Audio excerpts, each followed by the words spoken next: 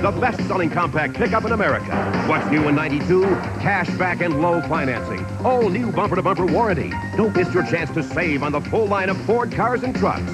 See what's new in 92 at your local Ford dealer today. This is CNN.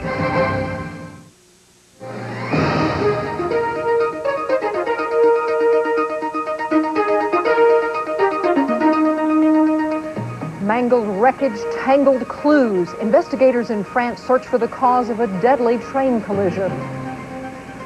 Searching for peace in the Middle East, the U.S. and Israel go head-to-head to head off Israeli concerns over a peace conference.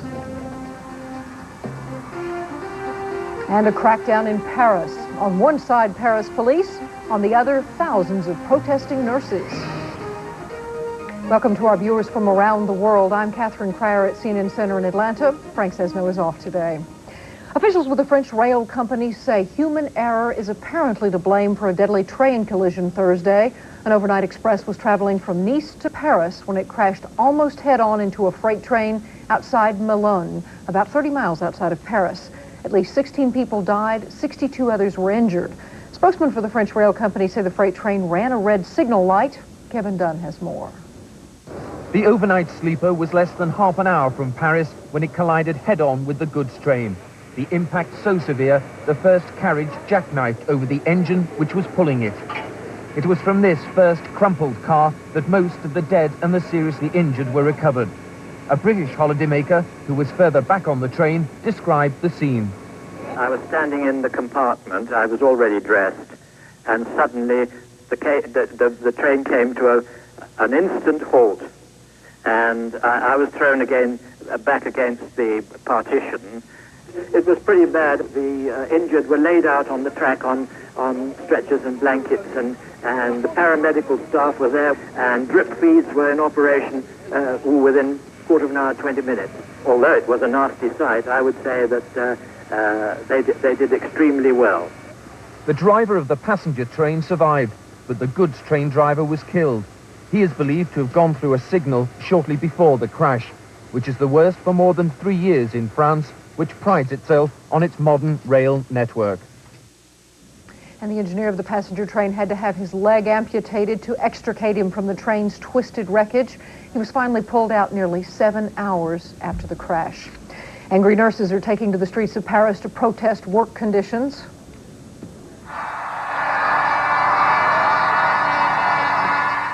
Police used tear gas and water cannon Thursday to turn back several thousand nurses as they marched on the presidential palace. France's health minister agreed to meet with the delegation after 2 nurses were injured in the clashes. Nurses have been protesting for 2 weeks over pay and staff shortages. Police in India are blaming Sikh militants for 2 overnight bomb explosions that killed 41 people. The first blast went off as thousands watched a Hindu pageant in the northern city of Rudapur. A short time later, the second bomb ignited just outside a nearby hospital. 30 people died in the pageant explosion, 11 in the hospital blast. U.S. Secretary of State James Baker says he'll stay in Israel for as long as it takes as he tries to overcome lingering resistance to a Mideast peace conference. Baker held 2 rounds of talks with Israeli Prime Minister Yitzhak Shamir on Thursday. Israel says a wide array of issues remain unresolved. As a result, Baker has postponed another meeting with Palestinian representatives. Soviet Foreign Minister Boris Pankin also is trying to nail down details of the U.S.-Soviet-sponsored peace talks proposed for later this month. Pankin met with Israeli Foreign Minister David Levy Thursday in Jerusalem. In Moscow, Soviet President Gorbachev reportedly said his country will resume diplomatic ties with Israel once the date for the peace conference is set. But Israel is concerned about Syria's boycott of a late phase of the conference and the PLO's role in choosing Palestinian delegates. In Tunis, the PLO Central Council debated whether to approve Palestinian participation in the peace talks. Israel refuses to negotiate with anyone it considers a representative of the PLO, which it regards as a terrorist group. Ukraine is saying niet to Soviet President Mikhail Gorbachev's proposed agreement on economic union. The Ukraine is the second most powerful Soviet republic after Russia. It produces nearly a quarter of the Soviet Union's food and a quarter of its coal. The Ukraine was among 10 of 12 republics which agreed last week to sign the document this Friday. But Ukrainian leaders now say Mr. Gorbachev's proposed agreement does not take into account some of the changes the Ukraine is planning. And still ahead, decisions and debate on weapons of mass destruction. In Europe, NATO defense ministers moved to destroy much of their nuclear arsenal. In the United States, one day after a bloody massacre, debate in Congress over gun control. Stay with us.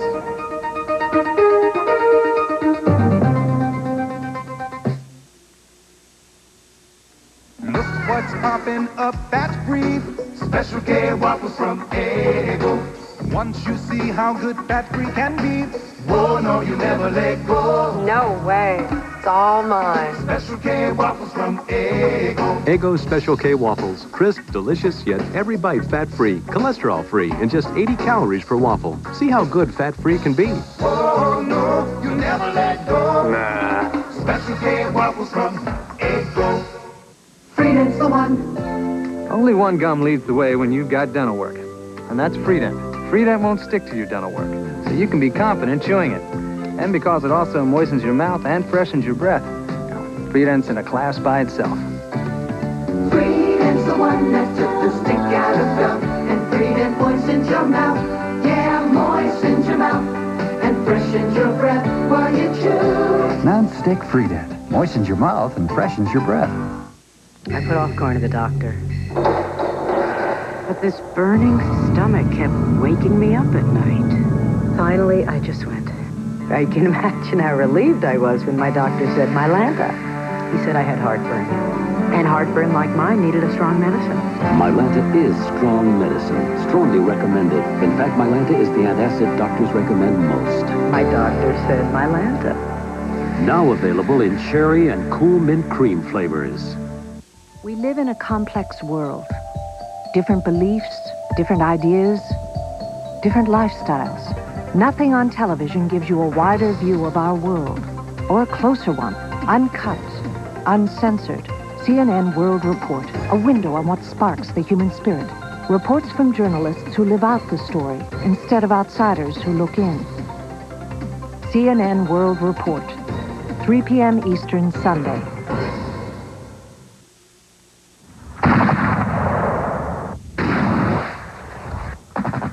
The civil war in Yugoslavia dragged on Thursday. The Moscow-brokered ceasefire has failed to stop the federal army from attacking throughout the breakaway Croatian Republic. Army troops reportedly mounted a major offensive in the embattled city of Vukovar near the Serbian border. There are late reports of federal land, sea, and air assaults on the port of Dubrovnik. For the first time in the war, Croatian fighters gave up weapons and evacuated a city they tried to defend. Civilians fled the town as well. The Philippine foreign minister denies charges he tried to arrange political assassinations through a U.S. mercenary. Raul Manglapus admits he's acquainted with the mercenary, but disputes the validity of audio tapes the hired killer produced in support of his claim. Jack Terrell says he backed out of a deal to assassinate renegade officer Gregorio Hananson. He says he dropped the agreement after Manglapus added civilian opponents of the Aquino government to a list of targets. Terrell says he was told knowledge of the plot went all the way to the top. Mrs. Aquino's office had no comment Thursday on the allegations. A Texas town mourns the death of 22 people in the worst mass shooting ever in the United States, an event that has fired up today's congressional crime debate.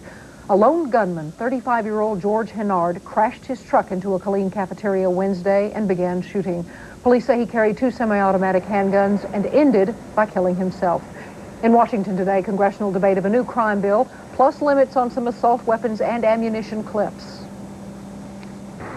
We cannot bring back the lives lost in my district yesterday, but I hope with your vote today, perhaps, just perhaps, you can save a life in your neighborhood tomorrow. When someone loses their mind, as a man who caused this tragedy yesterday obviously did, I don't believe it can be stopped. It was not the pistol that caused those deaths. If it wasn't a pistol, it could easily have been a rifle, and if not a rifle, a shotgun. If not a gun, a can of gasoline. Final House of Representatives vote on the crime bill now expected on Tuesday.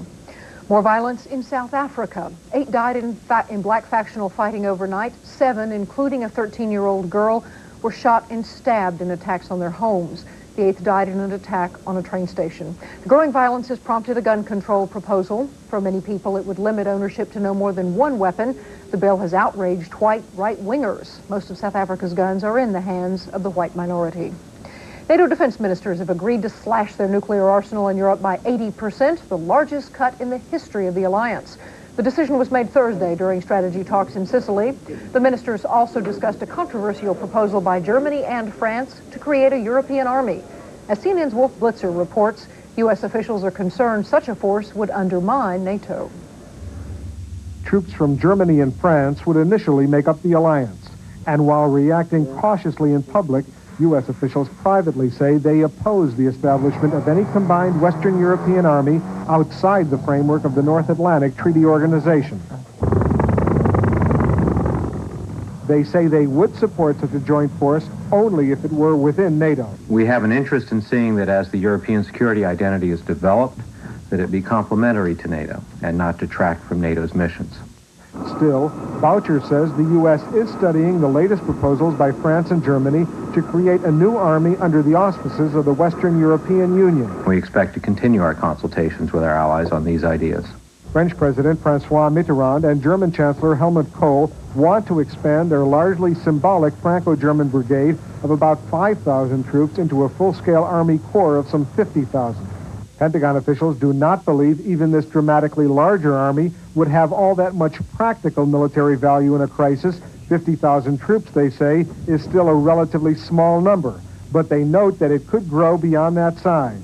With a declining threat from the Soviet Union, the U.S. is reducing its troop strength in Europe from 300,000 to 150,000 over the next few years. U.S. General John Galvin, the supreme Allied commander in Europe, says NATO must play the major role in dealing with other threats, including terrorism and regional instability like that unfolding today in Yugoslavia. What you need to fight that instability is structure like NATO. While France has long refused to play a direct military role in NATO, the Germans have actively been involved. U.S. officials suggest the French and Germans see important political value for their proposed new army, especially when seen in the context of historic tensions between the two countries. But officials insist that's not a good enough reason for the U.S. to support any formal military structure outside NATO. Wolf Blitzer, CNN, Pentagon.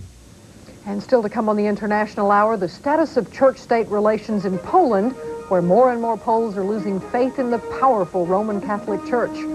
And the crackdown on crime in Canada, where the criminals are getting younger and younger.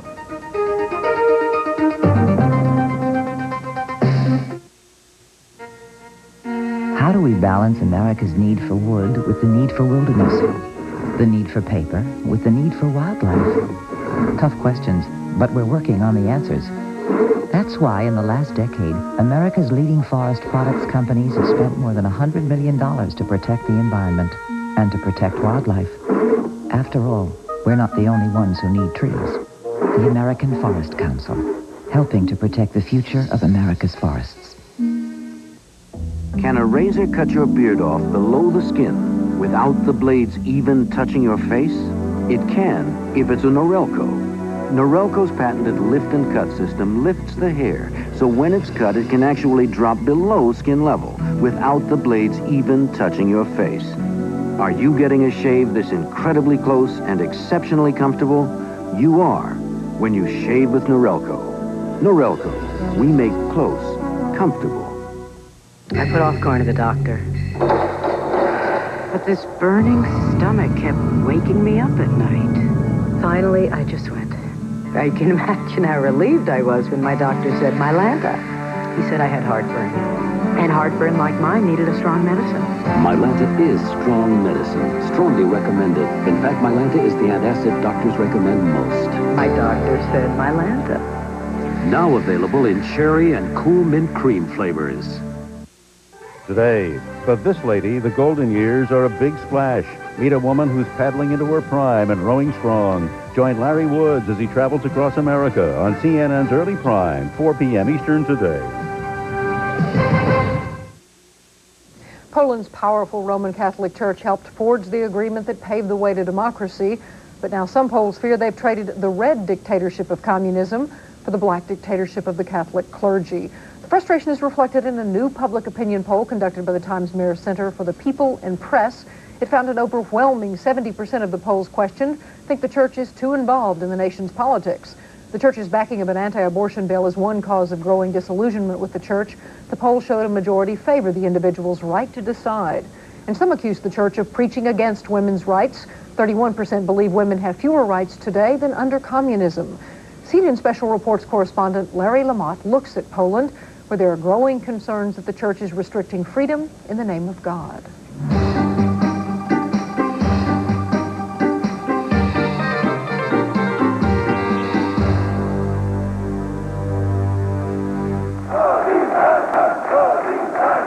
Solidarity.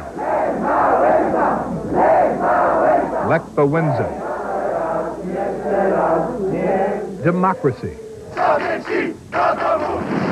Freedom from communism. Za waszą pracę I za wasze zdrowie. Symbols of Poland. But many Poles believe those new symbols are being threatened by an old institution.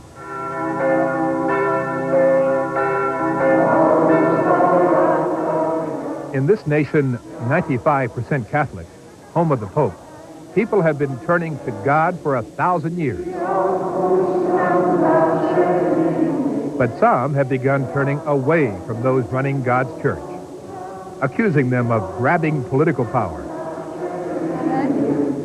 abusing personal rights, promoting racism, ignoring the downtrodden and impoverished, and discriminating against women. It's very hard to explain why women are going to church, knowing that the Catholic Church doctrine is very much anti-women. From communism to Catholicism is the cry. The people who know people are hearing it every day. Even from my work, I can tell that the church is getting too involved in politics, and a lot of Poles are against it. This is something new. The amount of criticism nowadays was unheard of in the past. Graffiti is a popular form of expression in Poland, and some of it is yet another reflection of the growing anger about the Catholic Church. This one refers to Cardinal Gleb, head of the church in Poland, and this one tells the church to get out of politics.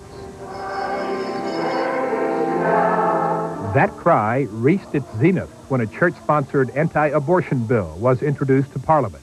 The anti-abortion law proposed by the church is very medieval, I do not hesitate to say. Wants to punish not only the doctor, but also the woman. The power of the church is ruling souls, not using bills and politics and police and jails. People have to be free, ruled by their own opinion, their own conscience. Polish hospitals are already feeling the power of the clergy. If they perform abortions, they don't get money and equipment from the church. The director here won't even discuss his hospital's policy on abortion. Is it a fear of the Catholic Church, sir, that makes you not want to talk about it? Dorota has just given birth at this same hospital, but emphatically believes abortion is a personal choice. The church is too powerful and would like to create our reality, political, social, every aspect of our life.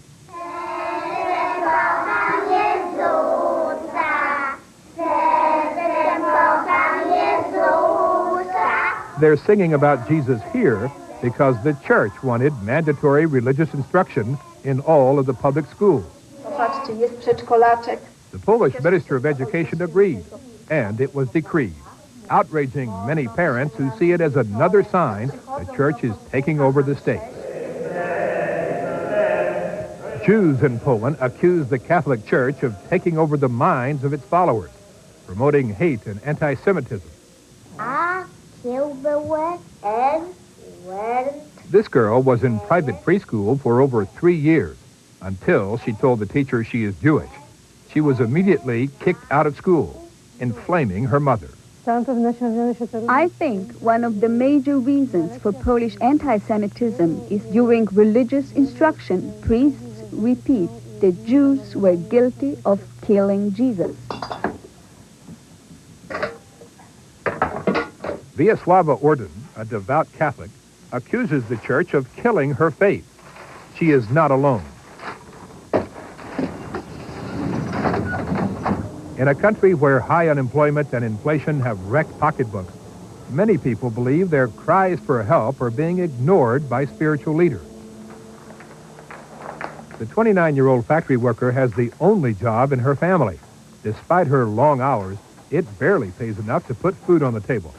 Yet during confession, a priest told her it is a mortal sin to make love for any reason other than having children, and criticized her for not having more children. I think he was shameless. Most certainly, I would like to have a child that would be happy. But if I would have to raise it in poverty, I would rather not have the child. With the financial conditions I have, I would have an abortion. Villasuava's family includes her husband, an unemployed coal miner, her kindergarten-age daughter, and her invalid mother. My mother was severely ill. I went to church and cried a lot. All I wanted was some spiritual support. Two priests just passed by. They were not interested. During sermons, when the priests speak of mercy and compassion, I feel this anger. Elections are drawing close, and at the last sermon, I heard things like, "Dear parishioners, support such and such party because it supports the church, and it will give everything to the believers." What I don't want is making Poland into a second Vatican. We Poles have the right to make our own decisions, not the government or the church. We chose a democratic government, hoping no one would impose anything on us. In spite of our desires, the church is doing this. Church leaders deny they've replaced compassion with a passion for power. They insist most of the people support the church and characterize those who don't as former communists or people disillusioned by poor economic conditions. There is much poverty now, and the church and democracy are being blamed. Former communists are fighting against the church, against religious lessons in the schools, accusing the church of playing a political role in the country. We have political influence, but we are not interested in it. We are crusading for moral values, not political ones. You can't expect the bishop to say abortion is not a sin, or killing a human being is not a sin, because the bishops have fought against abortion throughout Polish history. You can't expect anything else from them. Poland's famous president, Lech Wałęsa, accused by some of listening too closely to the advice of the church, shrugs off much of the criticism. We are living in times of freedom and times of slogans too, and sensation. And some people just collect the sensation and make a problem out of it. It's not a problem here, believe me. Slogans, symbols, solidarity, spirituality, each with its own power. Who the Polish really believe may be revealed later this month when they exercise a different kind of power. It is democracy's power, the election. And though he may be an influence, God is not on the ballot. Larry Lamott, CNN Special Reports, Warsaw, Poland. And our special series of reports, Europe on the Brink, continues Friday with a look at Hungary, the best of the East, but still divided. We'll be right back. This special series is brought to you by Anacin. Anacin, strong, fast pain relief for today's tough stress headache. I don't want to marry him, Mom. Just date him. Oh. He's not that much older, and he'll get a job. My head. You're gonna love his earring. Where's my Anacin? When you've got a splitting headache, reach for Anacin. Anacin relieves headache pain better than regular strength Bear or Bufferin. Spike and I are glad you feel better, Mom. Anacin, strong pain relief for splitting headaches. Hi, I'm Lee Trevino. I'm very proud to be the first spokesman that Motorola has ever had. You know, I've been playing golf for an awfully long time. It doesn't make any difference what you take up, whether it's working a computer, building a telephone, playing golf. The quality has to be there. The durability has to be there. And the people that are making this telephone, they've got to be proud of what they're doing. You know what I'm proud of most of all? Is it's made in the good old USA. And here's defender Bill Jackson warming up for his title bout with the challenger, the Stork Chocolate Reason. And the fight is on. Oh, it looks like the Stork Chocolate Reason may triumph this time, but hey, Bill shows plenty of staying power. He's no quitter, and yeah, the tide has turned. Bill Jackson has him up against the ropes. Bill Jackson has licked the Stork Chocolate Reason, and now he's enjoying his victory. Stork Chocolate Reason, the chocolate challenge. Mom, will my new little brother like orange juice? Well, you like it a lot. I think he will, too. There's nothing like 100% pure Florida quality orange juice with the vitamins, minerals, and taste that make you feel so good. What if your new little brother is a girl? I think she'll like orange juice, too. Well, how do you know? Because you like it and you're a girl. 100% pure Florida quality orange juice. It makes you feel so good. For years, hopes for the release of Western hostages in Lebanon have been raised and dashed. Now in an interview with CNN, Iran's ambassador to the United Nations, Kamal Karazi, is again suggesting another release could happen soon. I'm optimistic that in the next days. Sounding equally optimistic, the Tehran Times Beirut correspondent who said on Monday, maybe one American will go home soon if no unforeseen incidents take place, as happened before. That same paper predicted a hostage release, perhaps U.S. captive Joseph Scipio, late last month. And although Monday's report did not spell out exactly why that fell through, Ambassador Karazi has an answer. Yesterday, I understand the groups in Lebanon are ready to release another hostage, provided Israel would take a step to release some of the Lebanese who are kept as hostage in Israel.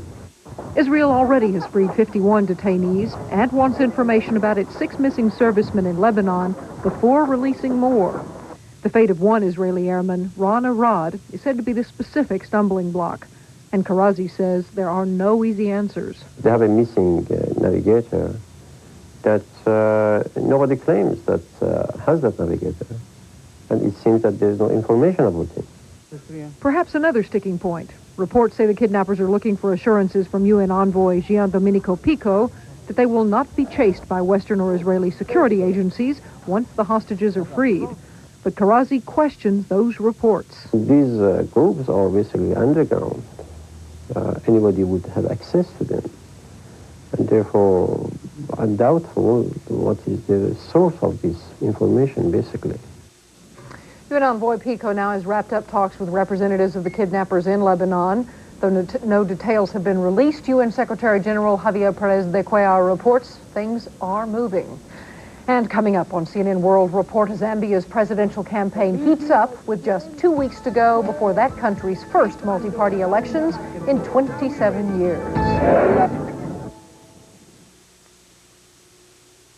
This is a commercial for this clever little portable CD player from Magnavox, the inventors of CD technology. I'm sorry, actually, this is a commercial for the ingenious Magnavox 13-inch TV with a built-in VCR. I'm sorry, this is really a commercial for this brilliant 52-inch TV with 100-watt Dolby surround sound. I'm sorry, wrong again. This is supposed to be a commercial for this Magnavox 386 notebook computer. Hang on, we haven't finished. Oh, I'm sorry. The ingenious products from Magnavox. They're smart, very smart. Campbell's heard your healthy requests. Low cholesterol. Less salt. But lots of taste. Here's our answer. New Campbell's Healthy Request ready-to-serve soups. All the great taste you want without some things you don't. New Campbell's Healthy Request. And healthy. By noon, her fever was climbing, and now she has a hacking cough and a raw, sore throat. Kate Porter has the flu. She needs Theraflu, soothing hot liquid relief to ease flu symptoms fast. Theraflu, your flu misery stops here. International Hour continues, followed by Early Prime, next on CNN.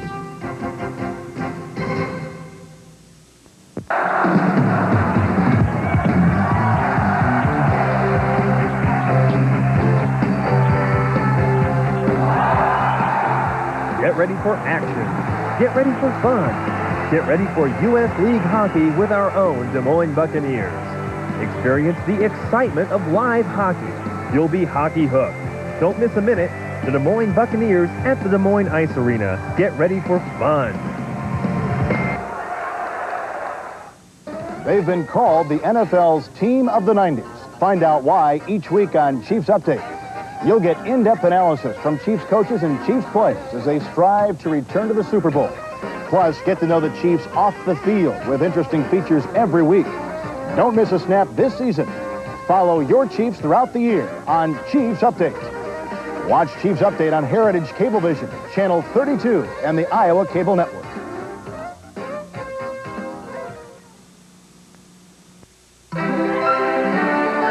This is CNN.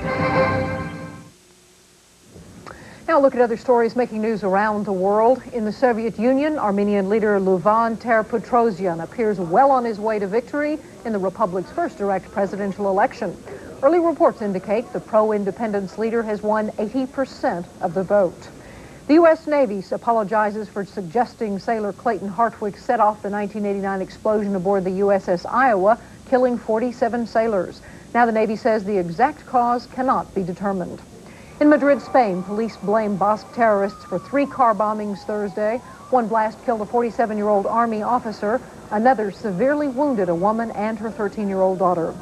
Greek officials take emergency action for the second time this month to curb pollution in Athens. The government bans cars from parts of the city and cuts taxi traffic in half after air pollution levels rose past danger rates. And now it's time for a financial update. Let's check in with Bill Hartley at the New York Stock Exchange. Bill? Thanks, Catherine. The bond market today is grabbing most of the action on Wall Street. Bond prices tumbling on reports of higher inflation and fewer first-time jobless claims. Those reports reversing expectations of a cut in interest rates. The Treasury's 30-year issue right now down 1 8/32 to yield at 7.98%. Americans paid more money for most everything, from homes to food to fuel last month. Sharp increases in housing and energy costs led the Consumer Price Index up by 0.4% in September. That's the largest increase in 9 months. In another report released today, fewer Americans lined up for jobless benefits at the beginning of the month. New applications for unemployment claims falling by 13,000 in the week ended October 15th. Not as bright an unemployment picture in Britain. Britain's jobless climbed close to 2.5 million people last month. That's almost 9% of the workforce. Still, the number was smaller than what analysts were expecting, suggesting signs of an end to recession there. Here on Wall Street, another day of heavy trading, but stocks are retreating rapidly from yesterday's record highs. Plunging bond prices and concerns over corporate earnings are pressuring the market. Right now, the Dow Jones Industrial Average is down almost 20 points. It stands at 3,041.81. Big board volume quite heavy, 186 million shares traded so far. Decliners leading advances by a margin of 4 to 3. The broader and secondary markets are all lower as well. AT&T planning to lay off 14,000 employees over the next 2 years. That will cost $1 billion, which is 1/4 of the $4 billion restructuring charge Telephone is taking against third-quarter earnings. AT&T losing $1.8 billion in that period because of the cost of the merger with NCR and the restructuring charge. But its stock down only 1/8 at 39. The world's largest brokerage firm today dealt yet another blow. The Fair Trade Commission in Japan, an arm of the U.S. government, today accusing Nomura Securities of violating anti-monopoly laws by controlling too much of one company's stock. Nomura allegedly sent memos to some of its shareholders advising them not to sell any stock without the firm's permission. FTC so far has not taken any legal action against the firm. And just a reminder to join us tonight for Moneyline with Lou Dobbs. Chrysler, one of many U.S. automakers facing tough competition from Japan. The rivalry may mean tough choices for the company. We'll be speaking to the man in charge. Lee Iacocca joins us on Moneyline for a special interview at 7 and 11:30 Eastern Time. And with less than a half an hour left to go in trading on Wall Street, the Dow right now down by 21 points. I'm Bill Hartley reporting live from the New York Stock Exchange. Thanks, Bill. We'll head on CNN World Report. Commonwealth heads of state discuss how to move South Africa towards democracy.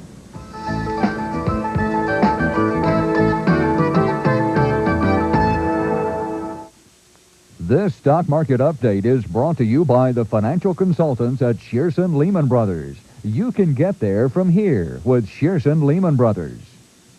Where do you want to be in 20 years?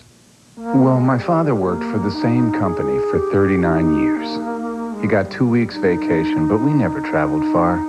He was saving to put 3 kids through college. At 65, he retired. At 67, he died.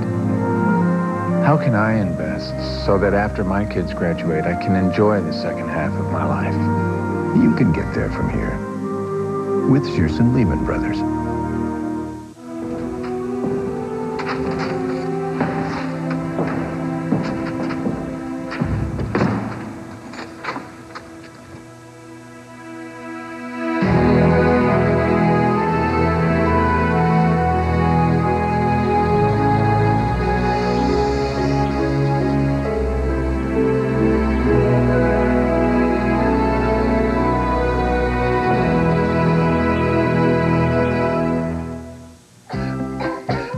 Through the years, the mothers of America have had a kind of medical training. Next. They've learned from countless doctors and pharmacists that the way to take care of a cough is with Robitussin. And now at home, the mothers of America are putting this advice to work. Next. Robitussin, recommended by Dr. Mom. Which Robitussin is right for you? Ask your doctor or pharmacist. On CNN today, what was life like for the great Greta Garbo? A telling tale from a close friend on Early Prime. Then on Showbiz Today, Lily Tomlin goes on the search for intelligent life. All today on CNN. Hello, I'm Lou Waters. At the top of the hour on CNN's Early Prime, former U.S. Senator Eugene McCarthy takes a major step toward another possible run for president in 1992. The U.S. birth control movement marks the 75th anniversary of the opening of its first clinic, and country music star Tennessee Ernie Ford has died. Join Cheryl Atkinson and me at the top of the hour for Early Prime.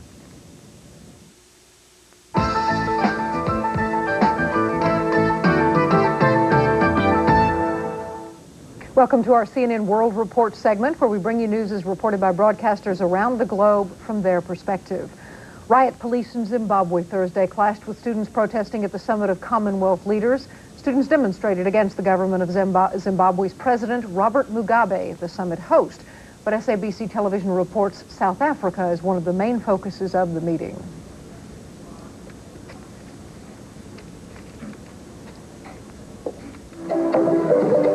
Despite the storm clouds gathering overhead, the Commonwealth heads of state who gathered in Harare was met with a full-colour reception.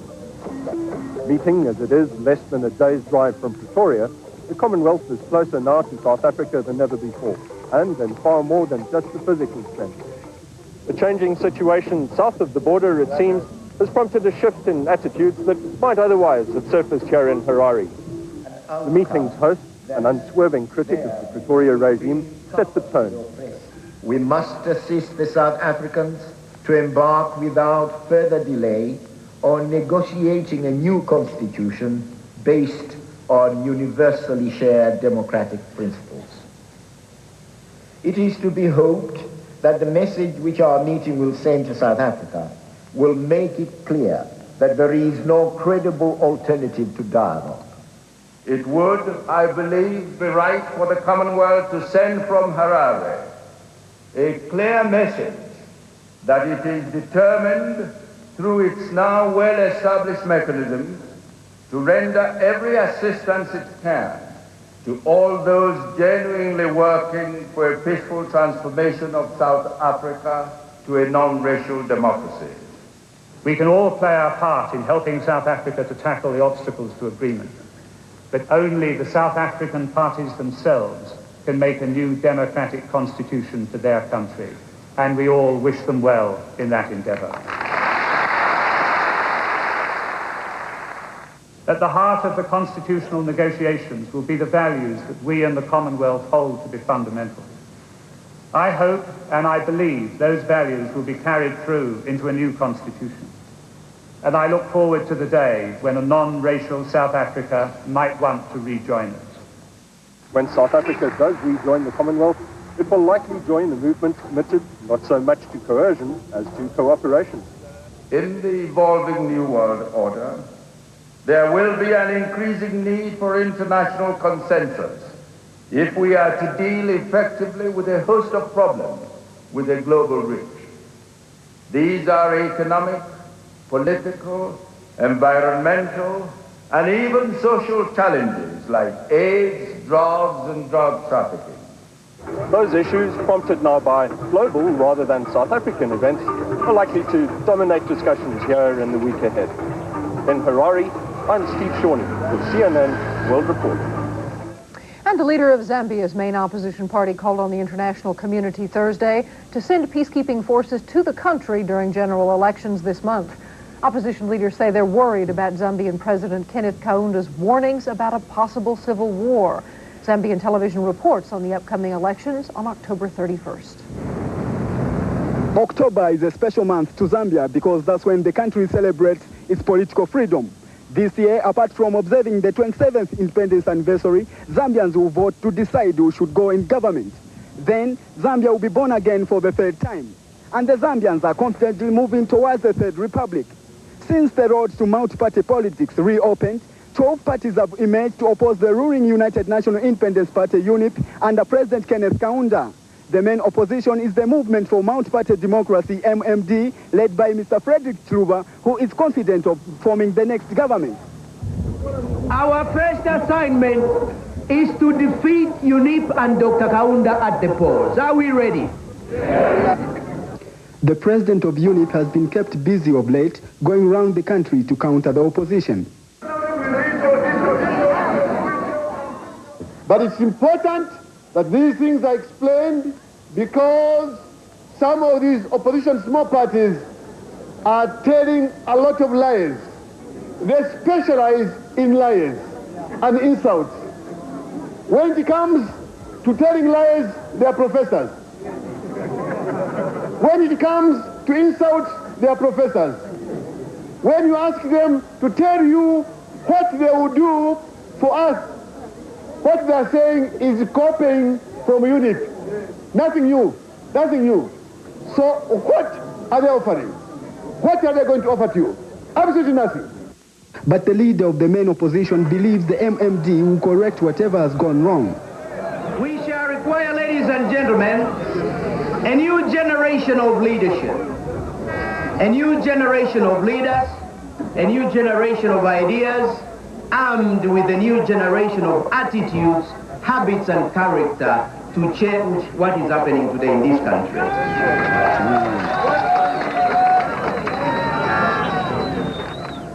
Another opposition party is the National Democratic Alliance, NADA, headed by Reverend Isaac Mumpasha, who is only interested in the 150 parliamentary seat.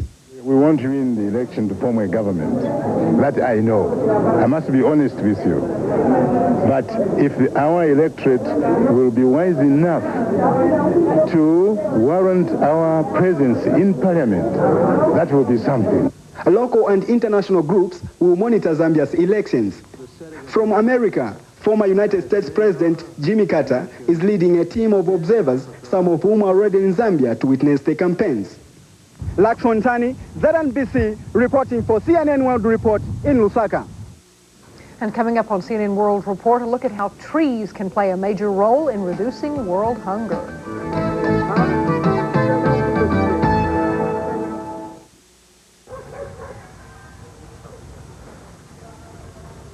Welcome to hell. Hell on earth. In places like this, the cesspools of the world, 15 million innocent little children die every year, and millions more live in it, if you can call this living. A few of the luckier ones die at birth, mercifully. The rest are slowly murdered by hunger and disease, cold-bloodedly killed by rotten food, rotten medicine, rotten housing. God, the stink is sickening. Look at this if you have a strong stomach. A tin house with a dirt floor, a typhoid-ridden mud pit for a toilet, pig pen for a playpen. Could hell be worse than this? Can we allow children to go from cradle to an early grave in places like this and still call ourselves human beings with hearts and souls? I don't think so. There's got to be a better place for them, a place where they can eat and play and just breathe without getting sick. Every child has a right to at least that much. Well, thank God there is such a place. I mean, right here in the middle of hell on earth, there's a heaven on earth. One of hundreds of CCF sponsorship projects, a place of hope. For 70 cents a day, 70 cents and a toll-free phone call, you can get one of these otherwise doomed boys or girls out of the garbage and into a kitchen. Out of the streets and into a schoolroom. Out of a deathbed and into a clinic. If you call right now, and I hope you do, the very first thing you'll get is a letter from the child you've helped. It'll probably say something like, thanks for all the nice meals. Before you, I had to eat bad food that made me sick. Well, what are you waiting for? Call CCF this minute and rescue a child from hell. Don't you see? We're not selling you anything for your money. We're buying lives with it.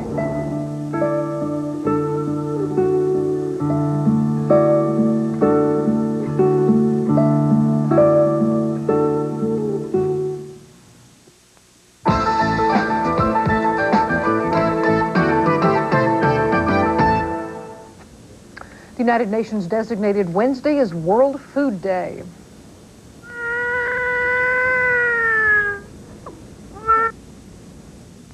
The battle against famine and starvation is a never-ending one. The UN estimates that over 500 million people suffer from chronic hunger. Africa suffers the worst concentration of hunger-related problems. Ironically, some farmers have contributed greatly to the problem by using poor agricultural techniques. Practices such as slash-and-burn farming can leave land barren and unproductive. UNTV reports on a program that promotes trees as a key ally in the battle against hunger. Trees. Legends describe them as the link between heaven and earth, as the resting place of people's souls. By converting carbon dioxide to oxygen, forests are the lungs of the planet. Its abundance helps feed the world and provide homes to 300 million people. Trees protect the natural environment. And yet today, trees are endangered. Tropical forests are being destroyed at the rate of 11 million hectares a year. Trees are felled for timber or for fuel wood or to make way for subsistence agriculture. Increasing populations and scarce land have led to an intensification of agriculture.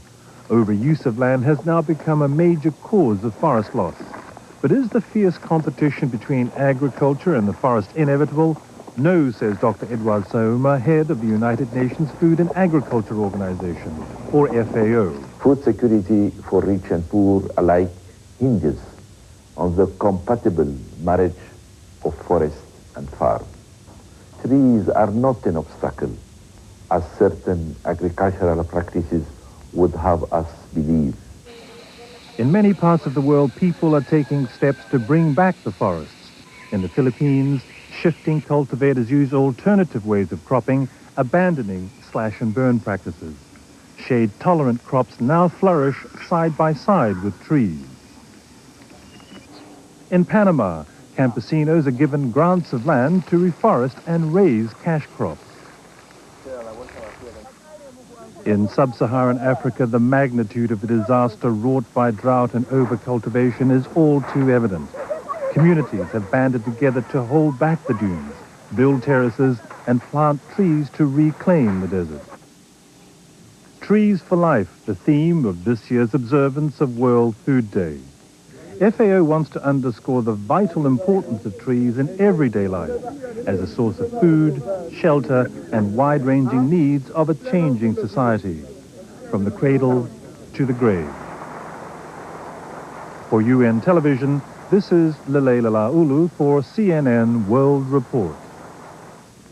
The Baltic countries of Lithuania, Latvia, and Estonia took another step towards advancing their independent status earlier this week. Tuesday in Helsinki, the three former Soviet republics joined the Conference on Security and Cooperation in Europe. Finland's Wiley provides this report. Baltic spirits were flying high in Helsinki as Lithuania, Latvia, and Estonia were officially and warmly welcomed Tuesday to the Conference on Security and Cooperation in Europe. The three join all European countries, the United States and Canada, as signatories to the Helsinki Accord. Finnish President Mauno Koivisto described the new Baltic membership as evidence of profound positive changes in Europe. Indeed, only last year, the Baltic republics were barred from even observer status at a CSCE meeting in Copenhagen. First the United Nations and now the CSCE. The Baltics have quickly assumed their seats as sovereign states in important international organizations. What will be the next Baltic move in the world community? First, we must try to use our membership in CSCE. And I think that we are not selfish nation, and we have some sad experience when we fought for our freedom. And I think that at first we will use this, our membership to help other small nations to fight for their freedom. But even with their newly acquired independence, the Baltic's own fights are nowhere near over.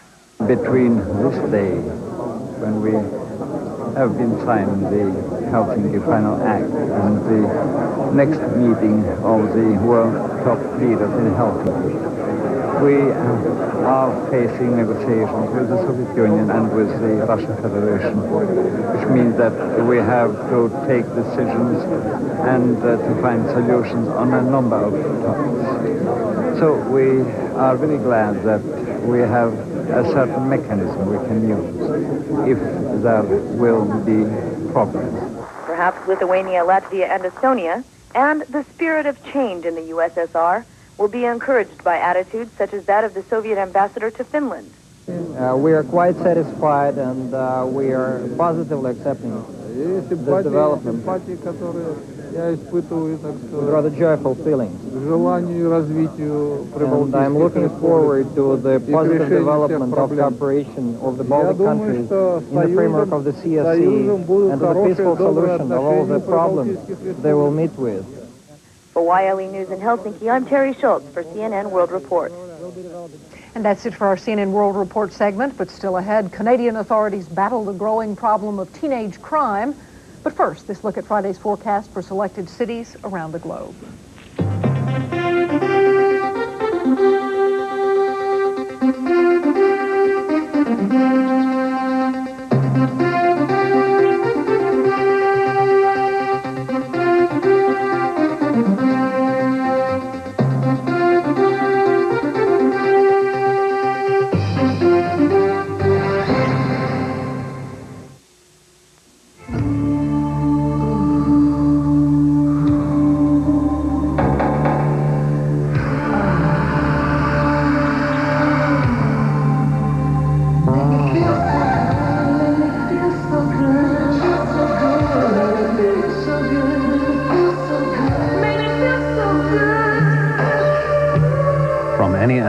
Feels as refreshing as it looks. The new shower massage from Teledyne Waterpik.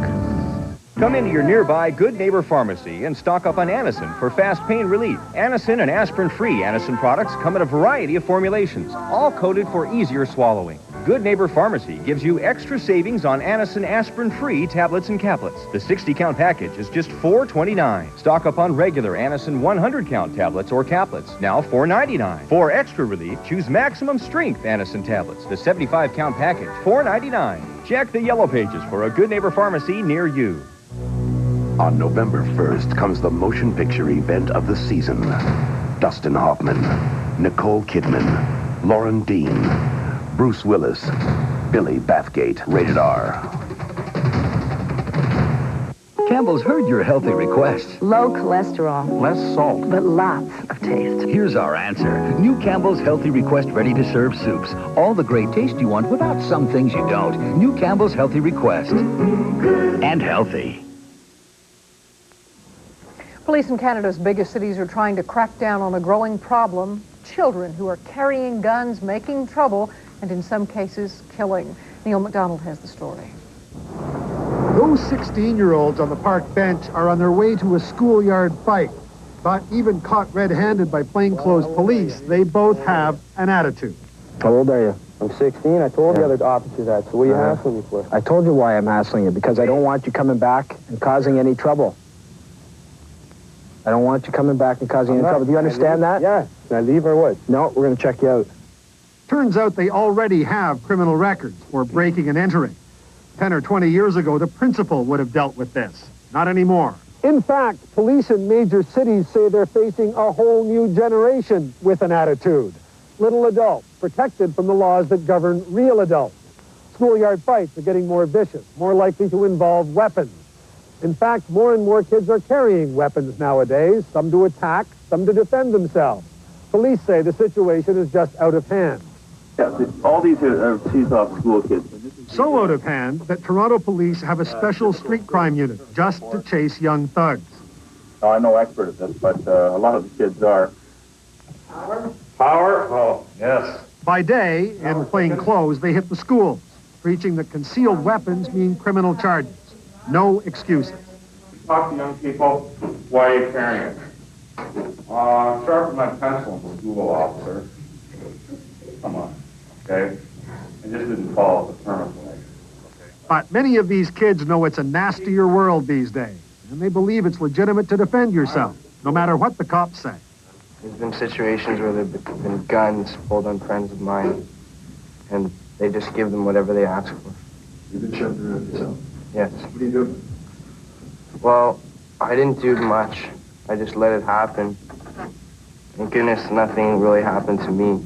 Then there are the very hard cases. Young gangsters, really, many from upper middle class backgrounds, like these two. How old were you when you started getting into crime? 16. 15. Money. What kind of money are we talking about? As much as you make in a year and a month. As young teenagers, they were both into drugs, weapons, and violence. One of them is a killer. Both were just released from a prison for teenagers. I like having money in my pocket to go do what you wanted. Have nice clothes, have money to go out, rent hotels, throw parties, do anything you wanted. I wanted power, that's what I wanted. I wanted people to come out to me, and I wanted everybody to know me, put it that way. I wanted everybody on the streets to know who I am. That's what I wanted. That was power for me. Power, greed, and most especially, say police, kicks. Crime for kicks, and the thrill of getting away with it. Neil McDonald, CBC News, Toronto. And that's it for the International Hour. I'm Catherine Crier in Atlanta. Now for a look at what's ahead on Early Prime. Lou Waters and Cheryl Atkinson. Lou? Right, Catherine. On Early Prime next, a look at how folks feel about some of the news stories, the current news stories. Our guest from the Times-Mirror organization will help us analyze a new poll on the recent stories that generated the most viewer interest. Also, we'll meet a former basketball professional who has built a new career. He now helps others overcome problems that could destroy their lives. And CNN's Larry Woods stops in New Hampshire to talk with an 83-year-old woman who has been rowing boats in competition for more than half a century. Join Cheryl Atkinson and me for Early Prime next here on CNN.